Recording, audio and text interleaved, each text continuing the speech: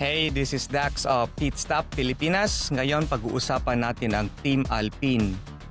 Kasi sa ngayon sila yung pinaka-kulelat, so magsimula tayo sa pinaka-last na position ng Constructor Championship. So yung Alpine, isa siyang branch ng Renault kung saan sila yung gumagawa ng mga high performance na mga cars nila for racing on different categories tulad ng Formula 1, and then yung endurance racing, kasama na dun yung Le Mans. Magsimula tayo sa 2002 kung saan from Benetton Formula 1 team, naging Renault Formula 1 team siya. Yung Benetton, ito yung team kung saan nanalo si Michael Schumacher ng first two drivers championship niya. From Benetton, naging Renault Formula 1 team siya. Tapos yung team principal nila noon ay si Flavio Briatore, and then first drivers nila noon ay si Fernando Alonso and then si Jarno Trulli. In terms of performance, nung nagsimula sila, actually hindi naman sila kulelat. Besides McLaren, Mercedes, and then BMW Williams team, and then yung Ferrari, isa sila sa mga top 10. Sila yung isa sa mga lumalaban sa Constructors Championship noon. 2005, nanalo si Fernando Alonso ng kanyang first Drivers Championship. 2006, nanalo na naman si Fernando Alonso ng Drivers Championship, and then yung Renault F1 team, natalo nila yung Ferrari. So sila yung naging constructor champion noon. 2008 hanggang 2009, dito na bumaba yung performance ng Renault Formula 1 team. So kasi naging champion sila, tapos biglang number 4, tapos number 5 ulit sila sa Constructors Championship. Yun nga, dito nangyari yung controversial na issue noon sa Formula 1, yung crash gate. Yung crash gate, Singapore Grand Prix noong 2008, first na race dito sa Singapore, kung saan intentionally binangga ni Nelson Piquet yung kanyang kotse sa wall para lumabas yung safety car para manalo si Fernando Alonso sa karerang yon. Dahil dyan, na ban si Flavio Briatore kasama si Pat Simon sa Formula 1. Pero I think after several years na nabaliktad yung decision na yon. Kaya ngayon, nasa Alpine ulit itong si Flavio Briatore. From Renault Formula 1 team, naging Lotus F1 team. Tapos dito, yung first drivers nila ay sina Nick Heidfeld and then Pastor Maldonado. 2012, pinalitan yung dalawang drivers na yon. So yung pumalit si Kimi Raikkonen, tapos si Roman Grosjean. Dito nga, sa taong 2012, nanalo ulit si Kimi Raikkonen sa Abu Dhabi. And then after that, from Lotus, naging Renault Formula 1 team ulit siya. Yung unang team principal nila noon, si Fred Vasseur ng Ferrari ngayon, tapos si Cyril.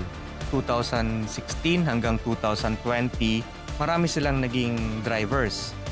Isa na dito, sina Nico Hülkenberg, Kevin Magnussen, si Daniel Ricciardo. Yun nga, from Red Bull, lumipat siya ng Renault Formula 1 team, which I think is maling move sa kanya.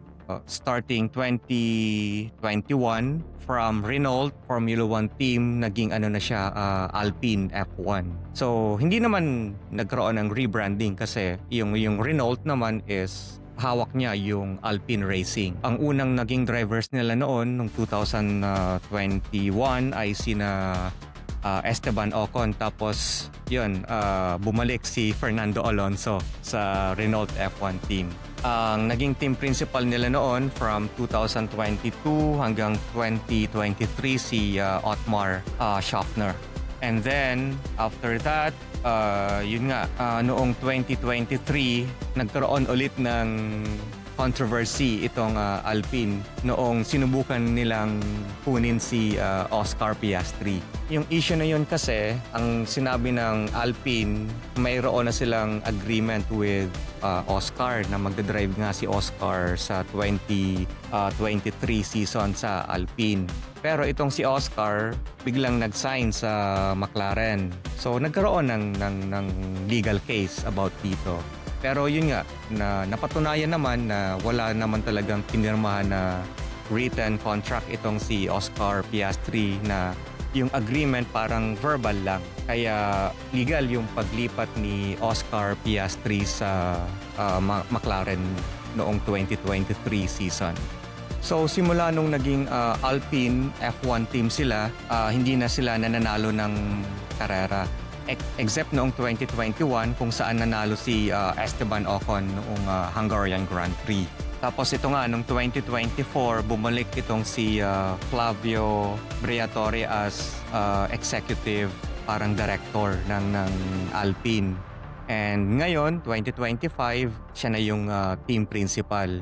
Sa ngayon, sila yung nangongolalat sa standings ng Constructors Championship. Ito nga, for next year, for the new regulation, papalitan na nila yung engine nila from Renault engine na magiging customer na sila ng Mercedes. Which is sad kasi for the longest time, talagang matagal na siyang nagsusupply ng engine sa Formula 1 since 1980s pa. Pero yun nga, we'll see kung ano yung magiging resulta ng mga regulation changes for next year.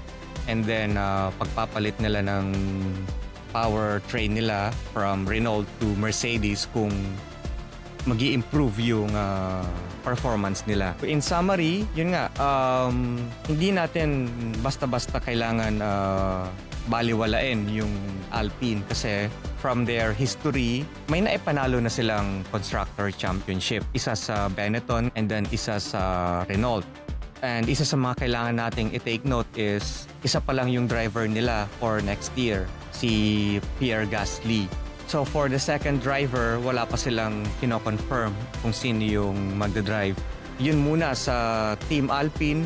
Kung may nakalimutan akong i-mention, for example, ng mga drivers or mga events or even mga controversies, pakilagay na lang sa comment. Okay? Ang sunod nating team is yung Haas.